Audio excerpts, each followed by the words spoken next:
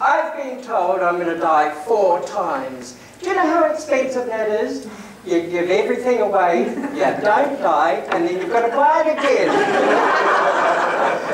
The last time my friend Bob came to see me, and he was looking around and said, "Pete, what are you going to do with the fridge and the freezer?" And I thought, well, I don't need a fridge and a freezer when I'm dead. Well, I mean, the freezer might be handy if I was going down, but no, Bob, you can have the fridge and the freezer. He said, well, I don't want to stretch the friendship, but I've just built a flat underneath my house. What are you doing with the washing machine? And I said, oh, take the washing machine. And I looked around and said, oh, take the bedspread, take the pillows, take the lot. I stand before you this evening, great humility and gratitude, because I should have been dead 16 years ago. But I want you to remember 2 words tonight: belief and victory. Belief and victory. It all began with this beautiful thoroughbred horse called Fez. And he was so talented, it was my belief that we would compete at the Olympic Games in 1980. In the world of international sport, all manner of things can go wrong. And I was in Belgium 3 weeks out from the Olympic Games, and Fez was diagnosed with an incurable infection in his hoof. Can you imagine that dreadful decision I had to make to put down my beloved Fez, to put down my best friend, to put down my dream? Again, belief and victory, because in 1991 I had the great pleasure to train and manage Canada's leading event rider to win the gold medal at the Pan American Games, which set us up for the Olympics in Barcelona in 1992, where I went as Nick's manager and trainer and as a co-manager for the Olympic equestrian team.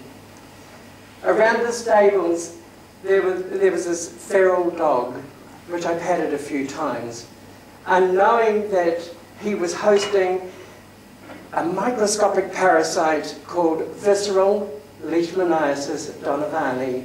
It's exactly what I said. What? I love Italian pasta. And from a tiny sandfly bite, this parasite infected and destroyed my bone marrow and attacks my internal organs. I had to begin on chemotherapy to control the parasite. And then, with a severe regime, the side effects were that I lost 85% of my vision and became profoundly deaf. This was not a place I believed I would be. But as most of you know or have seen,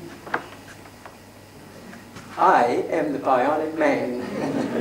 Because I have these wonderful cochlear implants which have once again allowed me to hear, so of course I can again speak.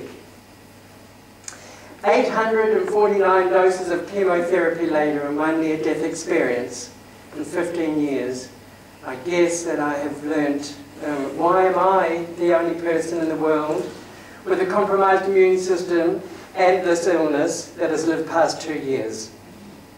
I guess I've become the expert in staying alive, and now I'm looking at beaches. And I'm sure that you've all heard this 100 times, you've read it as many, but I want to share with you this evening, and it's about you, Eve, Robin, all of you are the principals of your business, and it's very important that you stay healthy. And the one thing I have learned about all of this is how, as I said, staying alive, is that the first thing that may help you is to unload the baggage of your past, because you can't let the past steal your future. We have to unclutter, and as Gabrielle said, we have to manage our stress. We need lots of good food, lots of vitamins, preferably organic.